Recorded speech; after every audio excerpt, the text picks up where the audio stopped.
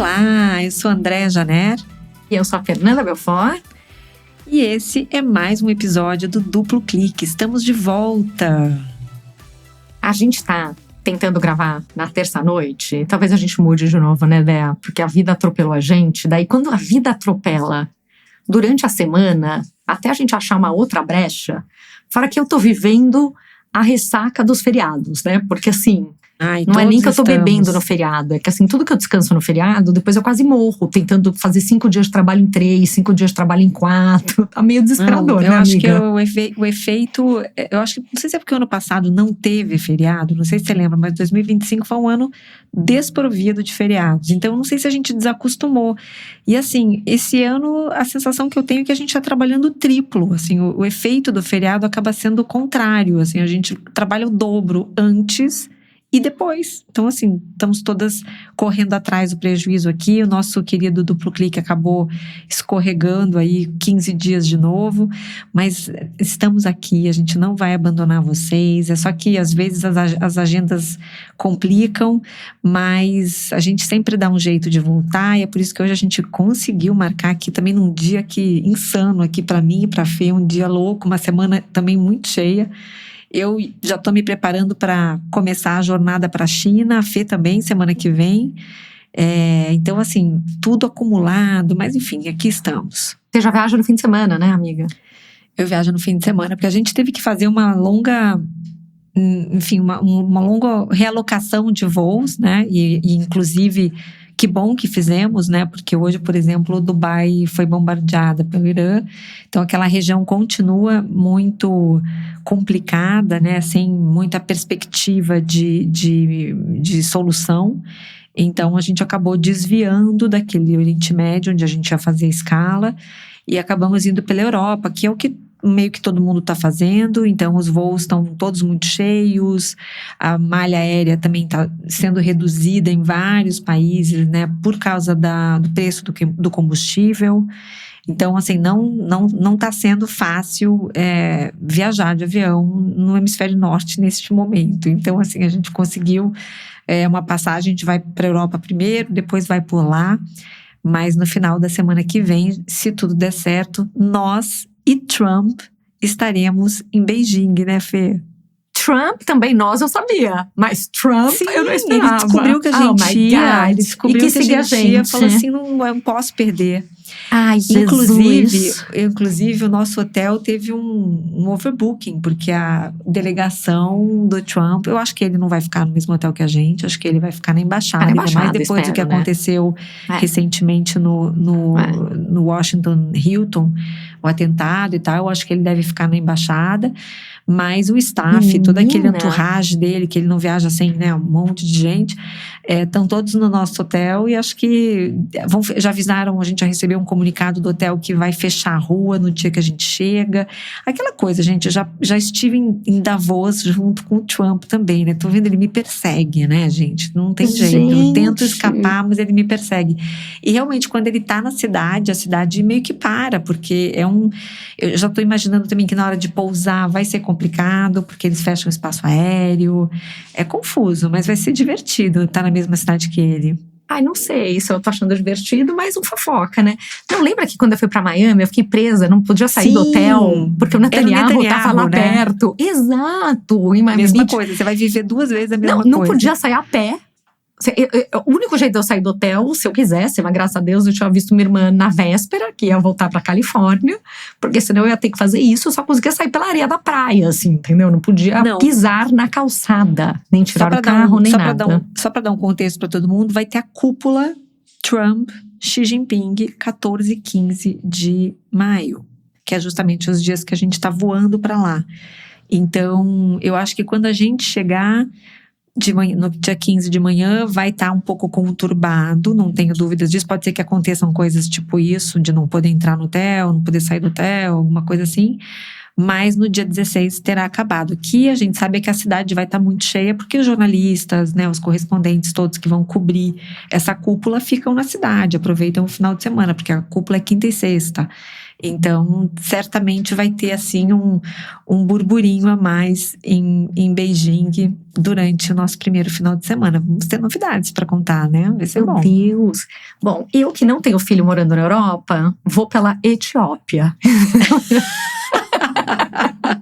Cada um tem o que merece na vida, entendeu? Mas tudo bem. Não, eu vou fazer parte do keynote do maior evento do ano que tem da Salesforce no dia 13 pela manhã. Viajarei à noite e chegarei na sexta-feira, acho que 5:30 da tarde lá. Não sei. Oremos. Mas vai dar tudo certo, gente. Oremos. Vamos que vamos. Vai dar certo, vai dar certo.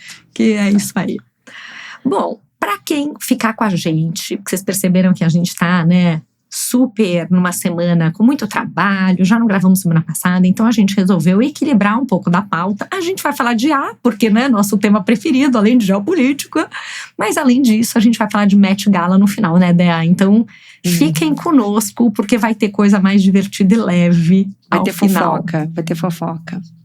Vamos lá, querida. Bom, essa semana estamos tendo, né, uma das coisas é ali o trial do Sam Altman com o Elon Musk.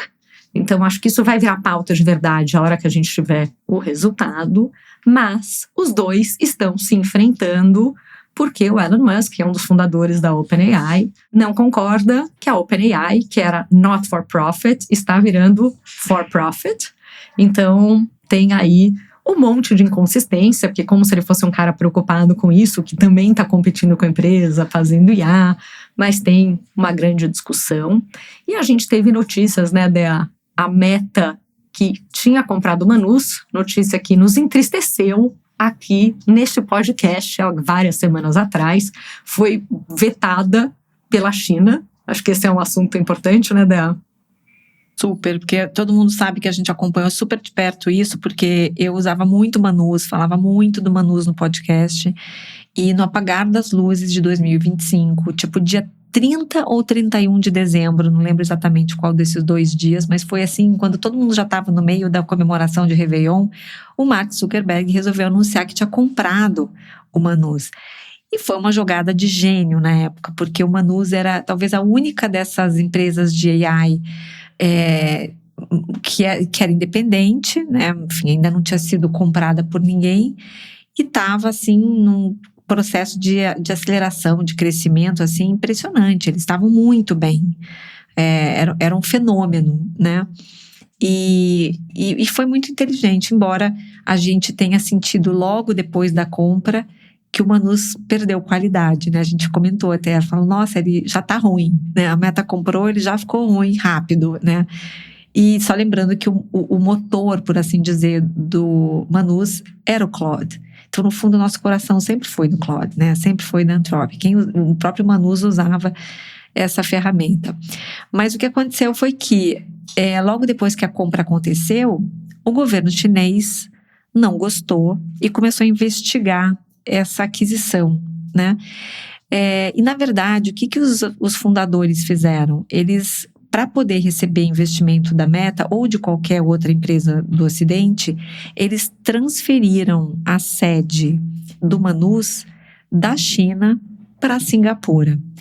E eu achei o máximo esse termo, né, que a gente acabou lendo recentemente nas notícias sobre esse fato, de que existe um fenômeno chamado Singapore washing, que não é a primeira empresa, o Manus não foi a primeira empresa a fazer essa manobra de transferir a sua sede para um país neutro, né, a fim de receber investimentos e aportes de empresas globais, né, porque quando elas estão dentro, né, ali sob a jurisdição do governo chinês, tudo fica mais difícil, né, jamais a Meta conseguiria comprar uma empresa de IA dentro da China. Então, esse Singapore washing é um fenômeno que tem acontecido com uma certa frequência e de uma certa forma o que o governo chinês fez foi mandar um recado para todos esses empreendedores chineses que estão tentando driblar a atenção do governo chinês, fazendo essa transferência aí para poder receber aporte. E é óbvio que isso, enfim, é uma de novo, é sempre o que a gente fala aqui no podcast, essa guerra fria entre Estados Unidos e China está ficando cada vez mais acirrada, né? Existe uma preocupação muito grande de propriedade intelectual, né? De não exportar para o Ocidente os segredos das inteligências artificiais chinesas. E eu vi isso na prática, né? A gente está montando a nossa agenda de China e a gente quis incluir uma visita no DeepSeek. Lembra do DeepSeek? Ninguém mais fala muito dele, né? Mas ele foi um hype ali em algum momento do ano passado. Janeiro do ano passado, que eu lembro que eu fiquei fazendo essa pauta, eu estava na Suíça. Exato. E o DeepSeek não aceita nenhuma visita de estrangeiro, né? Porque eles têm uma preocupação gigante em proteger ali a tecnologia deles e não correr nenhum risco de alguém, enfim, algum espião entrar e levar alguma informação privilegiada. Então, existe ali uma queda de braço, né, dos Estados Unidos e China pela tecnologia.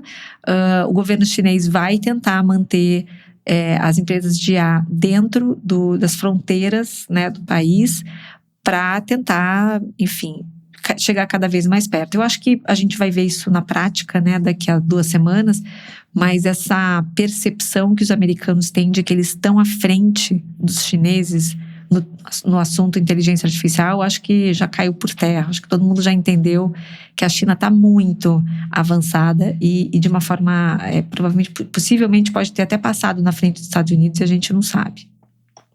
Tem essa caixa preta, né? A gente nunca sabe em que ponto está a China, mas ficou o recado para as empresas chinesas que não adianta abrir um escritório em Singapura e falar que não é mais chinês, que isso não vai colar.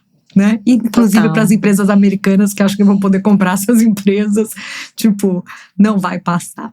Sim, a Meta pagou 2 bi de dólares pelo Manus e agora a grande questão é se a Meta vai receber esse dinheiro de volta, porque tem vários especialistas que dizem que esse dinheiro não volta mais, que inclusive o governo quer multar esses fundadores aí chineses por essa tentativa, né, de dar um golpe mesmo no governo, né? Eles foram chamados a Beijing para depor e seus passaportes foram confiscados. Eles não podem sair da China. Eles estão, né, de uma certa forma ali, quase... Vão desaparecer um tempo. Exato. Lembra do Jack Ma que desapareceu? Exato. Também uma época, sumiu. Um dos homens mais ricos do mundo desapareceu, assim. Então vai desaparecer um tempo. Vai desaparecer por um tempo. E outra coisa, né, Bea, que acho que chamou bastante atenção essa semana, foi o Jensen Huang, né, que é o CEO e fundador da NVIDIA, falando que ele acha que esses comentários, né, como por exemplo, eu estava fazendo uma referência ao CEO da Anthropic, né, mas fazendo a referência de que esses comentários de que a IA vai substituir 50% dos empregos são comentários que não são úteis, que precisam ser baseados em fatos, e teve uma grande discussão em volta disso. E vi uma parte do vídeo, né, dele até falando, puxa, o que adianta, né, assim, vai virar e vai falar isso, aí não vai ter mais nenhum engenheiro de software, não vai ter mais nenhum radiologista, não faz sentido, a sociedade precisa dessas pessoas, e essa discussão do que tem. Acho que isso, eu e você, durante a pauta, já começamos uma conversa, a gente falou, vamos parar e vamos ter essa conversa no ar, porque essa conversa é boa. E tem uma coisa que eu acho que todo mundo precisa ter em mente sempre. A IA que existe hoje é diferente da IA que existia 2 anos atrás. E é diferente da IA que vai existir daqui a 2 anos. Né? Então, hoje, talvez ela ainda não substitua, mas ela vai substituir. Mas eu estava defendendo, falando, pô, mas isso não quer dizer que a gente não vai precisar de radiologista. E você estava falando, Fê, não, me conta, né? Porque eu acho que a gente está vivendo essa guerra de narrativas, né? Então, acho que a bronca do Jensen Huang nos líderes, né? Acho que foi diretamente dirigida ao Dario Amodei, que é o único desses líderes, né, de empresas de IA que não tem medo de falar e ele não mede as palavras. Ele, desde o início, desde que ele fundou a Anthropic, ele já fundou com o objetivo de ser a empresa de IA mais ética e segura de todas.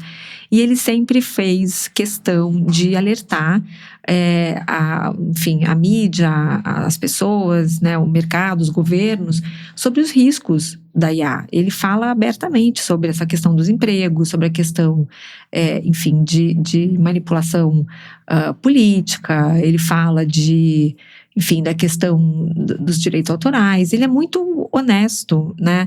E quando perguntado, né, quando ele fala sobre isso, e quando alguém, né, o jornalista pergunta, mas se tem tantos riscos assim como você está trazendo, por que vocês continuam trabalhando para criar isso tudo, né?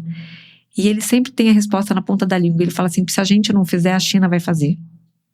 Então a gente precisa garantir que a gente vai chegar na frente. Não é do interesse do Ocidente que a China vença essa guerra. Então, isso volta para essa conversa que a gente teve 5 minutos atrás, né, sobre essa questão dos Estados Unidos e da China. Então, o Dario sempre foi muito transparente, muito honesto nas suas opiniões e nas suas colocações sobre os riscos da IA. E o Jensen Huang, que é um capitalista, assim, acima de qualquer coisa, né?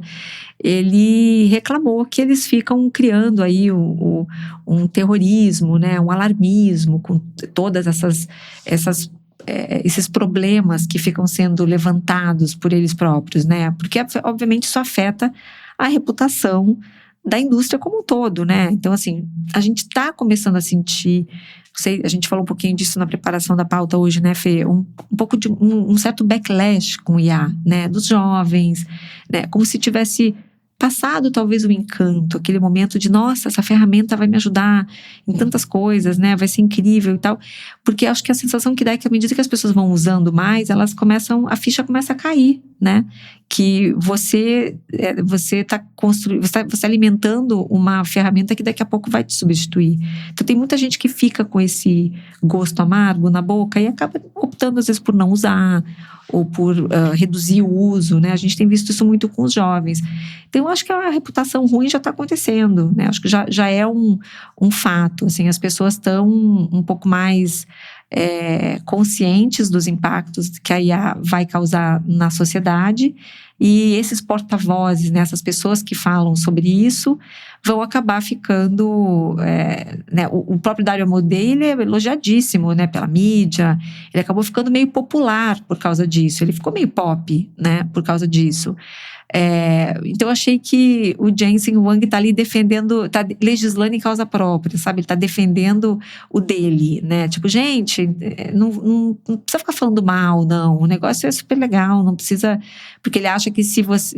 Como eles ficam falando, por exemplo, que ninguém mais vai precisar de engenheiros, daqui a pouco não vai mais ter engenheiros, e ele acha que ainda precisaremos de engenheiros. A questão que eu acho que é meio óbvia é que, assim, obviamente não vamos precisar da quantidade de engenheiros que a gente tem hoje. Então, sim, talvez engenharia não seja uma boa carreira, né, já que a gente vai precisar de muito menos. Então, no fundo, eu acho que essa crítica que ele fez e essa chamada, esse puxão de orelha que ele deu no Dario Amodei, eu não acho que ele tenha razão. Eu acho que eu sou muito pró-Dario Amodei, acho que ele está fazendo as provocações certas, e mesmo que isso desagrade quem ganha muito dinheiro com essa indústria. Acho que tem alguns pontos interessantes aí nessa conversa, né? Primeiro, a gente fala tanto dessa disputa com a China, mas teve, né, um caso em que um trabalhador na China foi demitido porque ele estava sendo substituído por inteligência artificial, que era mais barata, então era uma razão de economizar, substituindo um ser humano por IA, e ele entrou na justiça e ganhou, e as empresas na China agora têm, né, aí uma justificativa, ou melhor, os trabalhadores na China têm uma justificativa de que as empresas não podem demitir pessoas ou funcionários para economizar dinheiro. Então, a China, que todo mundo fala, está protegendo a sua população e seus funcionários. E isso vai acontecer cada vez mais, né? É engraçada essa atitude que a China tomou, essa linha que a justiça chinesa tomou, né? Porque no fundo, faz tempo que eu já me pergunto isso, assim, porque a China foi tão rápida na adoção de AI, eles sempre foram muito firmes, né, nessa meta que eles tinham nos planos quinquenais e tudo mais, de ser líder global em IA, e isso sempre me intrigou, assim, tipo, mas o governo não está preocupado com essa história dos empregos, como aqui no Ocidente nós estamos, né, aqui no Ocidente se fala muito nesse tema, e eu não vejo na China ninguém falar e tal. E na época, eu conversei com várias pessoas que estavam envolvidas com a China na época, falavam, olha, isso não é um assunto na China, isso não é uma pauta, o governo não está preocupado com isso. Talvez agora o governo esteja, porque ele tem, gente, 1 bilhão e 400 milhões de pessoas, né, de habitantes naquele país. Então, existe um passivo ali, que assim, se todo mundo começar a ser substituído por robôs, que é uma coisa que está andando a passos largos na China, o que ele vai fazer com essas pessoas todas, né? Então, inclusive passou semana passada no Jornal Nacional uma matéria, quarto capítulo de uma série de reportagens feitas na China por um jornalista da Globo que está instalado em Beijing ou em Xangai agora, não me lembro, e ele mostrando que na China existem 140 fábricas diferentes de robôs humanoides, e todos produzindo quantidades gigantes desses robôs por dia, né? Então, assim, a China está caminhando para isso, né? Então, robôs, né, bots e tudo isso cada vez mais entrando na sociedade. E agora, o que você vai fazer com essa população? Então, foi curiosa essa decisão da justiça chinesa de proteger o trabalhador e as empresas precisarem repensar os seus layoffs, porque a gente aqui no Ocidente está assistindo esses layoffs só crescendo, né, mês a mês aumenta o número de layoffs nas empresas de tecnologia. Já se falou bastante em criar uma espécie de taxa para as empresas que demitem, fazem esses layoffs usando a inteligência artificial como justificativa ou como recurso, né? E que esse imposto seria usado para talvez custear um trabalho de reskilling, de upskilling ou até uma renda básica universal para essas pessoas que depois não vão conseguir provavelmente se recolocar, né? Então essa questão de como você criar essa taxa, de uma certa forma ajuda esse mercado, mas por outro também faz com que a empresa repense, né, talvez demissões massivas como essas, né? Então acho que isso é uma coisa bem interessante que a gente vai ver como o Ocidente vai fazer. Mas tem uma série de encargos quando você contrata um trabalhador, então no mínimo tem uma equiparação de custo, quer dizer, acho que tem vários ângulos, né? Sim. Você vê, tem o ângulo do imposto em si, mas tem outro ângulo de como você torna esses custos de alguma forma mais comparáveis. A hora que isso virar um problema social, isso vai impactar a eleição, isso vai impactar o voto, e aí realmente vão ter que começar a tomar decisões em cima disso. Mas, Dea, te contei, né, que todo maio tem um evento que eu acho que é o melhor evento que tem de IA para assistir as coisas, fica tudo no YouTube, mas do Sequoia, né, que é um dos venture capitals americanos, né, mais famosos e tudo, de investir em startups, e eles fazem um evento que chama AI Ascent. E até já coloquei o link aqui para vocês, para quem quiser. A primeira vez que eu ouvi falar de agentes foi numa apresentação há 2 anos atrás, nesse evento, e as apresentações realmente são muito boas. Já assisti algumas delas, né? Tenho que trabalhar nas horas vagas, então também não deu para ver tudo ainda, mas algumas já foram super interessantes. E na abertura, por exemplo, uma analogia que eles estavam fazendo, que é super interessante, é de como outras, né, revoluções tecnológicas impactaram o mundo, impactaram o emprego e o que aconteceu. E a analogia que eles fazem é muito essa analogia de que antes da Revolução Industrial, a maior parte do trabalho, né, durante milhares de anos, o trabalho físico era feito por humanos e animais. E de repente, hoje, eles vão até mostrando um gráfico, 99% do trabalho físico é feito por máquinas. Quer dizer, os humanos provavelmente naquele momento nunca tinham imaginado o que poderia ser uma sociedade se tirasse essa função dos humanos, que era fazer esse tipo de trabalho. E hoje a gente está vivendo uma situação parecida, né? Porque a gente está vivendo uma situação em que Você vai ter um modelo, isso já está de alguma forma presente, que você vai ter inteligência ali o tempo todo à disposição de todo mundo. E tem um pouco dessa crise de, puxa, né, o que vai acontecer? Mas eles também falam, né, e tem um foco econômico do ponto de vista de empresas e tudo nesse encontro, mas eles comparam, né, tem uma expressão que a gente usa em negócio que chama TAM, né, T-A-M, que é o Total Addressable Market, que é o total do mercado endereçável. Estou fazendo uma tradução do inglês e português provavelmente péssima, mas tudo bem. Mas é isso mesmo, vai fundo. Então, é o total do mercado ali que você pode, com aquele produto, endereçar ou vender. Né? Então, esse é o termo. E eles mostram o quanto o total do mercado potencial para software cresceu ao longo dos anos e o quanto que existe agora, né, uma comparação que não é simplesmente que a IA vai atrás deste mercado. O mercado da IA generativa e de agentes é um mercado muito maior e eles entendem que o maior mercado que hoje esse tipo de tecnologia vai conseguir alcançar é o mercado de serviços. E aí ele faz uma analogia de falar que só o segmento de serviço jurídico, advogados e tudo que gira em volta dessa indústria nos Estados Unidos é do tamanho do mercado de tecnologia nos Estados Unidos. Então, assim, o quanto esse mundo de serviços é imensamente maior e é esse o tipo de coisa que vai acontecer agora, né? Esse que é a grande fronteira do que está vindo. E acho que até quando a gente está tendo essa conversa de, puxa, né, o que o Jensen Huang falou, o que é o engenheiro de software, o que é o radiologista, o que é o papel de cada um deles, é nessa frente que está vindo.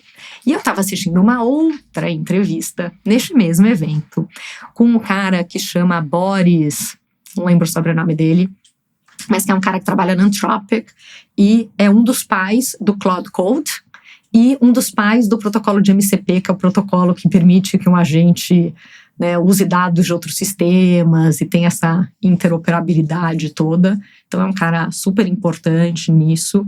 E ele também estava comentando sobre várias coisas de tecnologia, sobre onde ele acha que isso tudo vai chegar. Ele até uma hora pergunta, né, quem aqui escreve código 100% manual, não usa nada de IA? Ninguém levanta a mão. Quem aqui faz 100% usando IA? Metade da sala levanta a mão. Quem aqui está em algum lugar no meio do caminho? A outra metade levanta a mão. E ele começa a fazer uma analogia de falar o que aconteceu quando surgiu a imprensa, né? Até então, ler e escrever era uma coisa que pouquíssimas pessoas no mundo eram capazes de fazer. Então era uma coisa, tipo ser um engenheiro de software, não é qualquer pessoa que para e desenvolve código e faz sistema e tudo isso. E que a partir do momento que teve essa tecnologia que permitiu com que os livros ficassem mais de 100 vezes mais barato, que informação deixasse de ser uma coisa escassa, e isso passou a ser possível, claro que demorou, sei lá, 100 anos e tudo, porque envolveu, né, até um outro tipo, não só de política pública e educação das pessoas aprenderem a ler, a escrever, até outro tipo, até uma economia girando em volta disso, mas hoje a maior parte da população já é capaz de ler e escrever. E isso que antes era algo que se você quisesse escrever um livro, ou quisesse ter uma informação, assim, era uma coisa que poucas pessoas podiam fazer. Então, ele dá um exemplo, por exemplo, assim, né, quem que é a pessoa mais capaz de fazer um software, né, para responder ali uma necessidade de contabilidade? É um engenheiro de software ou é um contador? Se esse contador sabe desenvolver um sistema, com certeza é o contador que tem o domínio daquela coisa. No passado era a mesma coisa, você precisava de um escritor. Continuam existindo escritores, mas hoje o cara que é o contador consegue escrever o livro. E que no futuro, do mesmo jeito que hoje a maior parte das pessoas que tem acesso a um pouco de educação sabe ler e a escrever, as pessoas vão ter acesso e vão saber criar sistemas. E isso vai deixar de ser um diferencial. E que daí essa capacidade vai passar a ser distribuída para todo mundo. Isso é uma coisa interessante, né? Porque tem um lado que você vira e fala assim, cara, então quer dizer que eu não vou mais ter emprego? Mas talvez eu tenha emprego usando essas tecnologias para aumentarem o que eu faço hoje. E que é difícil saber, né? O que você vai ter um sistema 100% autônomo fazendo, que você nem vai precisar de um humano, que você vai precisar. Mas acho que é interessante quando a gente olha para o futuro.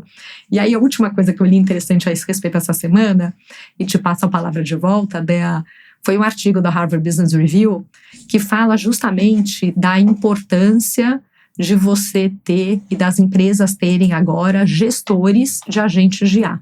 E é uma matéria que até por coincidência é feita falando, né, com umas pessoas da Salesforce, mais entrevistando como elas estão gerenciando o trabalho delas. Então é uma área que tem meio que vendedores, né, um termo que a gente usa internamente em vendas que chama SDR, que são as pessoas que estão ali, né, gerando o pipeline, aquecendo o pipeline, ligando, falando, e que de repente o gestor dessa área hoje, parte do dia dele é gerenciar os agentes. Então ele olha ali os dashboards, ele vê o que está acontecendo, se o agente está performando bem, se ele não está, por que ele está, o que é. E o que esse artigo fala é que antes a inteligência artificial e a tecnologia era uma coisa que era gerenciada pelo departamento de TI e que agora, cada vez mais, isso deixa de acontecer. Porque é a área de negócio que precisa ter isto e comandar isto. E também é uma coisa muito doida, né? Assim, eu vejo um monte de empresa que está querendo produzir tudo internamente, desenvolver, fazer seus sistemas e tudo, mas tem uma tendência de ter uma dependência menor à área de TI, uma democratização disso tudo, e não um caminho contrário. Então, acho que uma das coisas que acho que mais preocupa muita gente é o que vai acontecer com o mundo dos empregos, o que vai acontecer com a sociedade a partir do momento dessas tecnologias não só serem capazes, mas serem economicamente viáveis. E acho que abre várias janelas de pensamento interessantes, né, que eu queria trazer para vocês. Muito bom, dona Fernanda. Excelente análise. Eu continuo achando que a gente vai ter o Jobs Apocalipse. Eu acho que a gente vai viver esse momento e vai... vamos precisar de muito menos pessoas para gerar empresas, né? Essas pessoas muitas vão abrir suas próprias empresas. Eu falo que essa garotada está começando a montar empresas ainda na escola, não é nem na faculdade, né? A gente acho que se acostumou a ver no passado, talvez esses meninos prodígio que largavam a faculdade no segundo, terceiro ano porque abriam algum negócio e aquilo crescia e tudo mais. Agora a gente vai ver uma molecada de 15, 16 anos largando a escola para poder fazer isso. São as one-person companies, né? Essa possibilidade de você criar um app, enfim, vibe coding e tudo mais. Então, acho que a gente vai viver para ver isso, né? E acho que, como a gente sempre fala, assim, essa transição não será fácil. Mas eu acho que a gente vai atravessar e vai chegar do outro lado melhor. Eu tenho realmente esse otimismo, mas tem que ser muito consciente de que essa transição vai deixar muita gente para trás. Acho que a gente vai viver um período de desigualdade muito grande.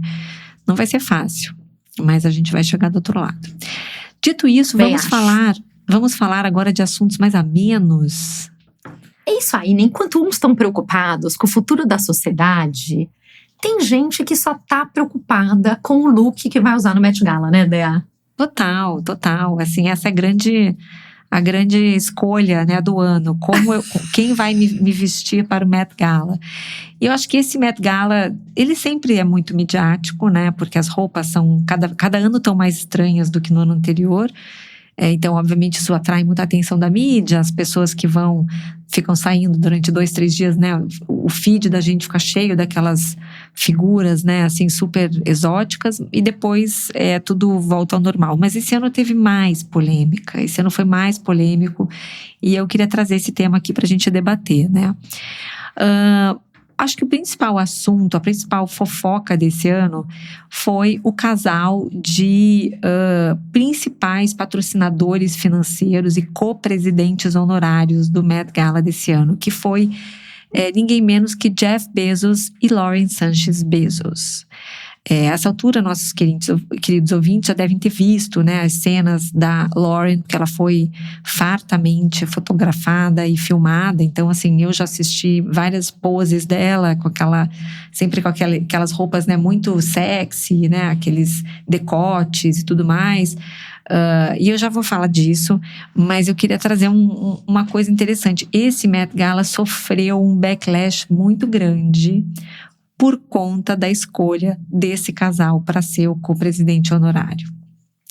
A gente sabe que o Jeff Bezos já faz tempo que ele tem sido uma figura antipatizada, né, pela mídia, pelas pessoas em geral. Quando ele se casou com a Lauren, acho que isso se potencializou, porque ela também é vista com muita antipatia pela mídia, pelas pessoas em geral, porque eles têm um comportamento de ostentação, né, enfim, o casamento deles foi um negócio assim, eles fecharam Veneza para se casar, e foi aquela coisa super exagerada, né, cafona, né, brega e tudo mais. E essa escolha deles, né, foi muito questionada por muita gente. Teve umas outras bastidores interessantes do Met Gala esse ano. Eu acho que uma delas foi a não ida do Mamdani, prefeito de Nova York. É uma tradição os prefeitos de Nova York irem ao Met Gala, e o Mamdani não apenas não foi, o que acho que é muito consistente com com toda a postura dele o tempo todo, mas porque ele fez uma coisa muito interessante. Na própria segunda-feira, ontem, que foi o dia do Met Gala, ele soltou um photoshoot, ele mandou fazer um photoshoot com 6 trabalhadores da indústria. Obrigada. Uma sessão de fotos, obrigada. Ele mandou fazer uma sessão de fotos com 6 trabalhadores da indústria da moda que vivem nos bastidores.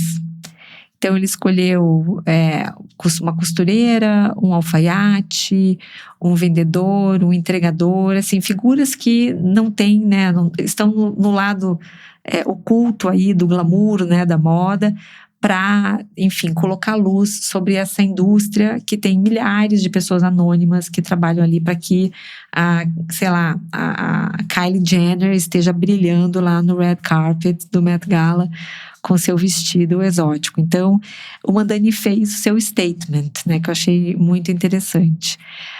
Mas o baile foi, assim, precedido de vários protestos, cartazes espalhados pela cidade, criticando o próprio Bezos, né, como sendo o patrocinador, era Bezos Ball, e outras críticas do gênero, né. E eu acho que isso fala muito, né, tem um aspecto político muito forte associado a esse episódio, a esse evento, né. Então ele não é mais um evento apenas para arrecadar fundos para o Metropolitan, né. O propósito do Met Gala, no fundo, é levantar recursos para manter o Costume Institute, que é uma área do Metropolitan Museum of Art dedicada a preservar esse valor artístico dos figurinos, né? Por isso que tem um tema todo ano no baile, por isso que todo ano as pessoas usam roupas super extravagantes, né? E essas roupas depois ficam expostas. Então tem todo uma história ali que acontece no baile. E eu acho que tem um outro ângulo que eu acho muito curioso desse ano, que eu sinto, eu tenho uma intuição aqui, que eu não vi isso em lugar nenhum, não vi isso na mídia em lugar nenhum, mas eu acho que merece um duplo clique, que é por que Bezos e Lauren agora, sabe? Quando eles casaram, não sei se você lembra aquele casamento patético lá em Veneza, que eles fecharam Veneza, levaram, sei lá, pessoas do mundo inteiro, jatinhos. Lembro, e cobrimos no duplo clique. Cobrimos, e jatinhos, né, iates e tudo mais. E eu não sei se você lembra disso, a Lauren saiu na capa da Vogue. Ela vendeu, digamos, a exclusividade da cobertura do seu making of, da história do vestido. Ela fez um ensaio, enfim, nos jardins do hotel onde ela casou e tudo mais. E isso foi pra Vogue. Então eu achei ali que tinha tipo uma aproximação um pouco comercial, assim. Parecia uma coisa meio comercial. E foi super criticado na época por que a Anna Wintour topou dar uma capa da Vogue para Lauren Sanchez, gente. Tipo, a Vogue tem todo, né, um critério para escolher suas capas, tem toda uma curadoria, né, uma história. E de repente, provavelmente a Lauren Sanchez derramou um caminhão de dinheiro ali. Isso é uma inferência minha, tá? Mas deve ter sido isso. E Lauren, ela não vendeu a exclusividade, ela comprou, né? Exatamente. E aí, ali começou, eu acho, uma relação que agora talvez a gente esteja começando a entender um pouco melhor o que tem ali por trás, né? Eu acho que, tipo, ali no casamento já foi uma aproximação curiosa, né? Depois a Anna Wintour acabou saindo da Vogue, isso foi fartamente também documentado, né? A gente acompanhou aí a saída dela para a entrada de uma moça muito mais jovem, que já estava trabalhando na Vogue há muito tempo. E não esqueçamos, o Met Gala é produzido pela Vogue. Então eu acho que tem alguma coisa aí que talvez a gente não tenha, não esteja ainda percebendo, mas é possível que tenha. O Jeff Bezos já comprou o Washington Post. Why not comprar a Vogue, né? O Washington Post para ele foi uma mega dor de cabeça. Ele deve estar super arrependido de ter comprado. A Vogue talvez seja um brinquedo na mão da Lauren. Não sei, eu tô aqui chutando, amiga. Acho que eu tô juntando aqui Lé com Cré e achando que tem algo mais aí nessa presença deles como co-presidentes do Met Gala esse ano, que talvez seja mais uma etapa nessa aproximação do casal Bezos com a Vogue. Concordo. E quem assistiu O Diabo Veste Prada, né? Viu toda essa relação da Vogue com o Met Gala. E, aliás, vai sair o 2 agora, né? Saiu semana passada, já tá no cinema. Menina, perdi isso. Dia 30 estreou. E eu não vi ainda também, mas eu ouvi muitos elogios até ao plot e ao roteiro, assim, e eu sei que a história vai falar um pouco sobre esse momento delicado que a mídia tá vivendo, né? Então, acho que a história é sobre o momento em que a revista não tem mais condições de sobreviver e enfim, as redes sociais estão aí, tudo isso aconteceu e acho que esse é o pano de fundo de toda a historinha ali que acontece. Gostei. Vamos ver então se eles vão comprar a Vogue. Realmente, um furo do duplo clique, hein? Furo da Dé aqui, né? Predictions, né? Igual os outros podcasts têm. E eu acho que realmente eles têm tanta grana, e eles querem tanta atenção, e eles são tão, assim, que não me surpreenderia, né? Resta saber quanto dinheiro eles colocariam na mesa para isso acontecer. E se eles perderiam um pouco do status, né? Porque a partir do momento que ele é o dono, ela, não sei se ela quer ser... Bom, vamos ver para que lado vai esse casal. Só para lembrar, ela era apresentadora de um telejornal.